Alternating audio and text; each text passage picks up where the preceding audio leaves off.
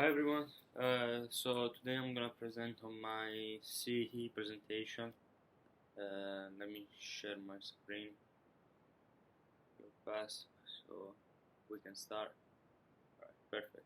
So today I'm going to talk about Alfredo Jar, and my project is about European geography for kids. So Jar, in the class we can all remember him from the image. This is not America in Times Square. Um, it's he's a known artist okay. He's a known artist for talking about big problem and witnessing disasters and trying to attest the impact of military conflicts, political corruption, and economic inequality around the world. He's been doing that since February 5th. He's born in February 5th of 1956 in Santiago, Chile. He spent most of his childhood in France and grew up as a film director and an architect. He's been working in New York. There's a pretty funny fact that he's actually working right now in Turin, my hometown, with a memorial with Antonio Gramsci, which is one of our most famous artists as well. So again, through his work, Jar talks about all these problems, and with his photograph films, he tried to provocatively disturb the common perception of reality. And Jar tries to really talk about the limits of communication that we have in the world right now. And unlike the horror images that the media propose to us every day, the Gramsci talked about things that do not look to concern us directly at the moment. So with this craft, I took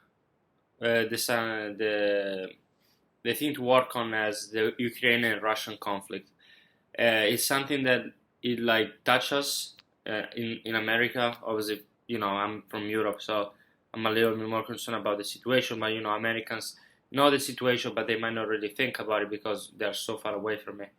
But the Russian conflict will affect America anytime soon. So I'll explore the difficulties of the conflict and how we condemn Russian actions, and also, of course, I think Jar can be a difficult artist for 7 years old kids, so I try to do a project that can be as easy as possible for them in every way.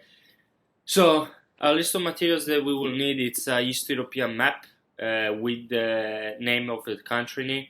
I have a list with the countries, so you can just, I can show it to you.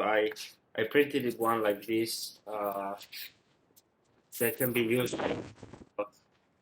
It's basically East Europe. Now I can upload that in the PowerPoint eventually, but you just cover up the countries that you don't need. Like here, there will be like Czech Republic and stuff like that. I just covered them up and I left the one they were interested in.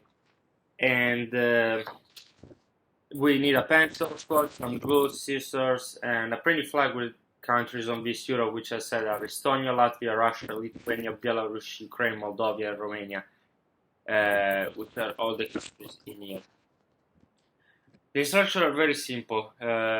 You take the scissors, and now it's very complicated for me to do this, so I have a ready version for you. Unfortunately, I did not have scissors with me at the moment, so I just take one of the flags. For example, take the scissors and flag out one of the paper, like this one. This is the Estonia map flag. Then we put some glue in here, and then you'll attach it on the country that represents. So Estonia is up here, and Estonia is up here, and then you'll put the flag in Estonia. You'll attach it here like this. Obviously, the map can be a little bigger, the flag can be a little smaller, it doesn't matter. And then, after you've done this with every country, the goal is very simple. You write under every country either two of these phrases. This is Russia, or this is not Russia. So as Gramsci did, as Jar did, for example, in Times Square with "This is not America."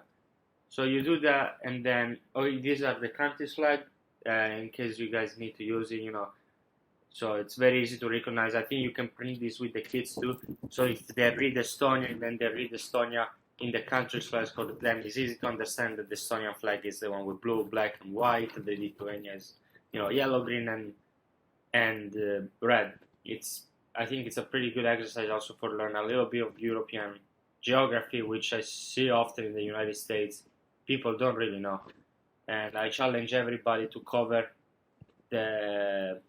to prove my point, to cover the name of the country, see if you can actually get all of them correct. And this is my handcraft final result. Again, this is made for me, so I draw the borders myself, so it's obviously not corrected, but this is something that should look like that, There's Estonia, and then you obviously know Russia, so you write this is not Russia, this is not Russia. So it's easy for us to. My point of this project is make understand that from the Russian action should be condemned, because it's not okay to invade a country that is not your possession.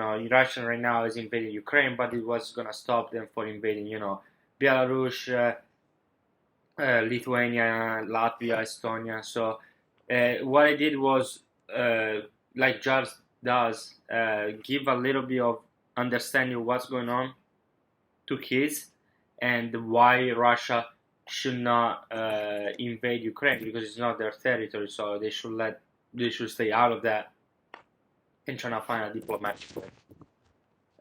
This is about it for my project. I appreciate your guys' time, and if you have any question, again, I'll be more than happy to explain it more to you. And if I'll be in touch with my professor in case someone at the museum needs more explanation from me. Thank you.